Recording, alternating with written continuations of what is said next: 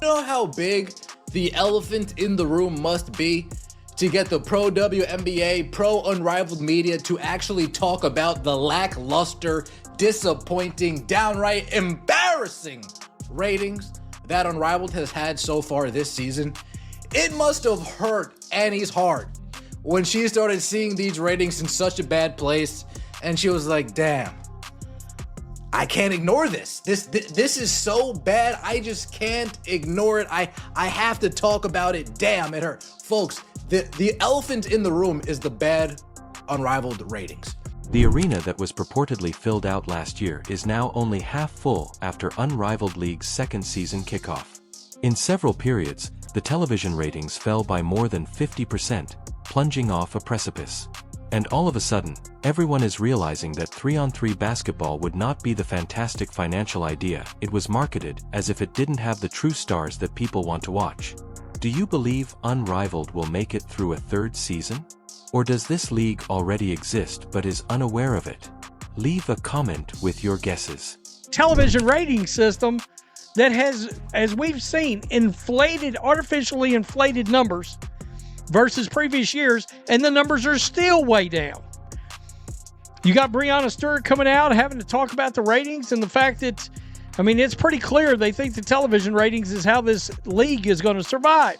The most devastating piece regarding women's basketball this year was been published by Front Office Sports, and it focuses on how the Unrivaled League is totally collapsing. This is the same league that was meant to transform women's basketball, retain players in the United States over the winter, and demonstrate that WNBA players could create their own profitable product independently of the league and its framework. Yes, regarding that. So Front Office Sports put out this article today, and they said Unrivaled faces stiff challenges as rating plunged to start year 2. The attendance figures are outrageous, so let's start with them. A sold-out crowd of 870 people attended Unrivaled's maiden season in Miami last year. Even while 870 people aren't exactly enough to fill an NBA arena, it was nonetheless impressive for a brand new 3-on-3 league. They could say they sold out their location, generated interest, and received respectable media attention. In the second year, the stadium is only half full even though 150 more seats have been added to increase capacity to 1,000. Now, unfortunately for Unrivaled, they're not off to the best start in its second season, and so I want to jump into this article. In its inaugural season, Unrivaled was a spectacle, drawing out a sold-out crowd of 870 eager eyes hungry for basketball to watch during the WNBA offseason. The new format was intriguing, and the salaries and player accommodations that rivaled the WNBA's were cause for fan celebration. Take a moment to consider that. As is typically the case when a product is successful, they added seats in anticipation of increased demand in the second year. Rather, they are unable to even fill their reduced capacity from the previous year. During opening weekend, the campus outside of Miami's city limits was said to be calmer. There weren't many enthusiastic fans during the outdoor fan fest. It was a group of individuals. That is the media's way of saying that no one showed up. Let's get into what the viewership actually is. For the second-year league, ratings on TNT were lackluster. Unrivaled's opening slate on January 5th, which kicked off on a Monday afternoon game, averaged 175,000 viewers in 2 games. That aired both on TNT and True TV. The 2 True TV exclusive games on January 5th averaged 32,000 viewers. That's very low. Games on January 9th averaged 139,000 viewers across TNT and True TV. The 4 games that aired January 10th and January 11th averaged 71,000 viewers on True TV. There were clearly empty seats all across the refurbished arena. It was visible to everyone who watched the program. There were few areas that ought to have been densely crowded. A second-year attendance decline is a death sentence for a league that should be expanding and gaining pace. It's not a slump for a sophomore. People determined they didn't need to see that product again after using it once. However, the attendance catastrophe isn't even the worst. The ratings on television are disastrous. On January 5th, Unrivaled's first 2 games, which were broadcast concurrently on TNT and True TV, drew an average of 175,000 viewers. Even though they were simultaneously broadcasting on 2 networks, just 175,000 people watched. That is awful. Then things worsen. On average, 32,000 individuals watched the 2 True TV-only games on the same day. on their regular postings, some YouTube channels have more viewers than that. That audience isn't for television. It's a rounding error. For comparison, a modestly popular YouTuber can achieve those figures without a production team, a broadcast network, or player salaries in the millions. On average, 139,000 people watched the games on January 9th on TNT and True TV. Then, on average, only 71,000 people watched the 4 games that were shown on True TV on January 10th and 11th.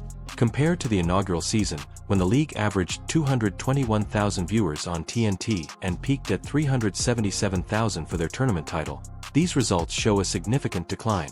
They have so lost over half of their television viewership in only a single year. Here's the worst part.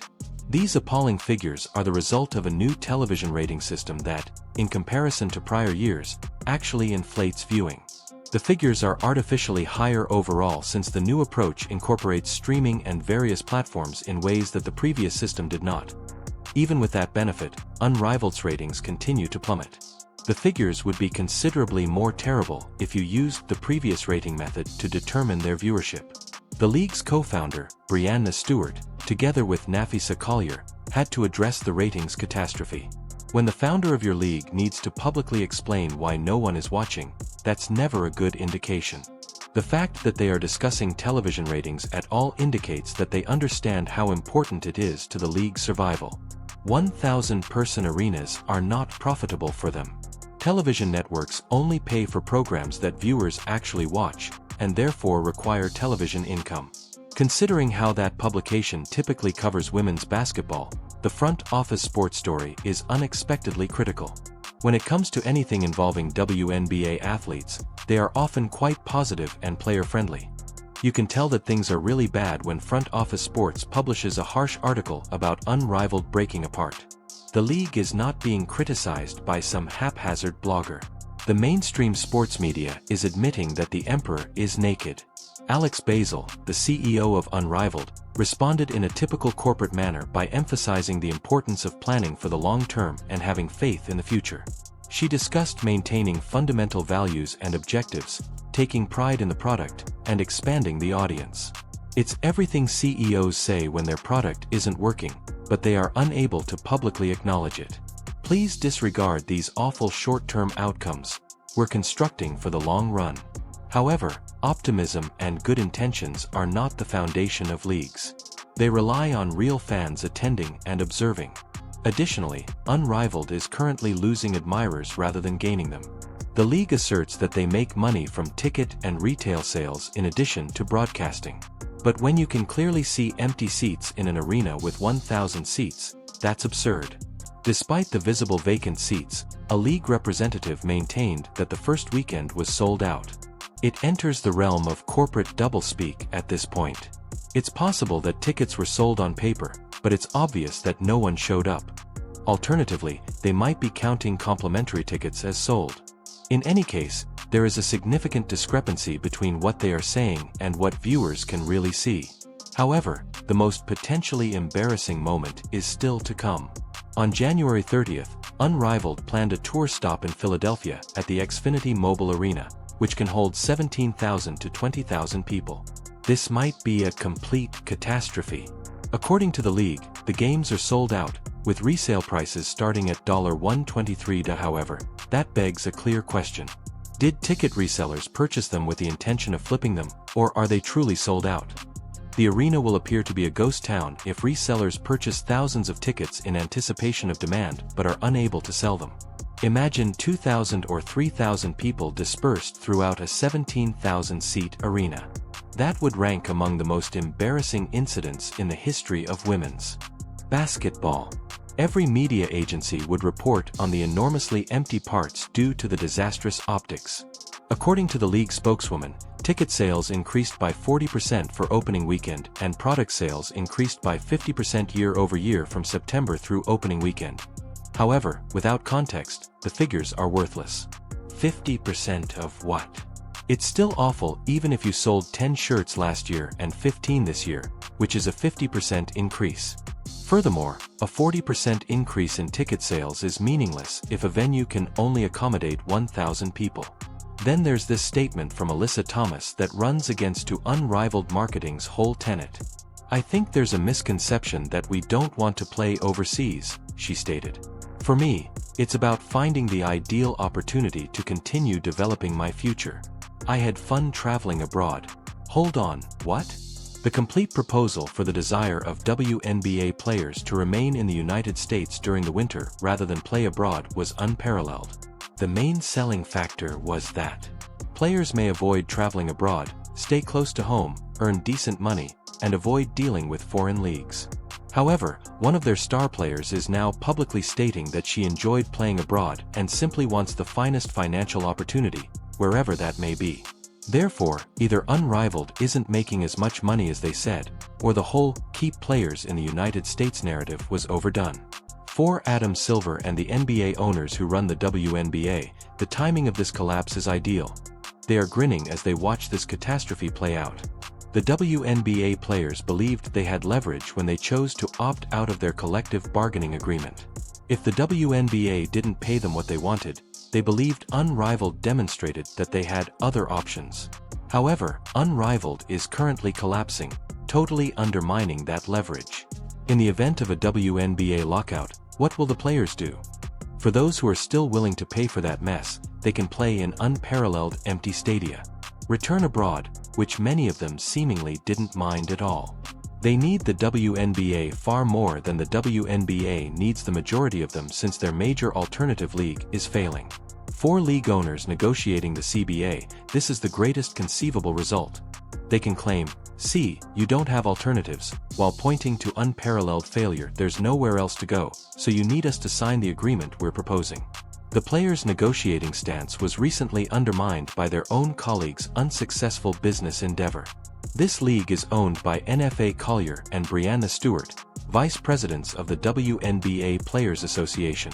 Thus, two of the individuals spearheading the push for improved player compensation and working conditions in the WNBA have demonstrated that they are incapable of managing a league properly. When you're trying to convince people that you understand the business side of basketball, that's not a good look. The entire circumstance highlights the core issue with Unrivaled's premise: it's not common to play 3-on-3 basketball. Fans don't want to see it. The Olympic 3-on-3 competition is disregarded. For years, Ice Cube's Big Three League, which consists of former NBA players, has had difficulties. This basketball format simply doesn't have a large following. It seems that the founders of Unrivaled believed that using WNBA players in a 3-on-3 style over the summer would be different in some way. However, why would that be? Not who is playing it, but the format is the issue. Additionally, they have no prospect of developing a long-term fan base without Caitlin Clark, the top attraction in women's basketball. Clark was entirely correct when she decided not to take part in Unrivaled.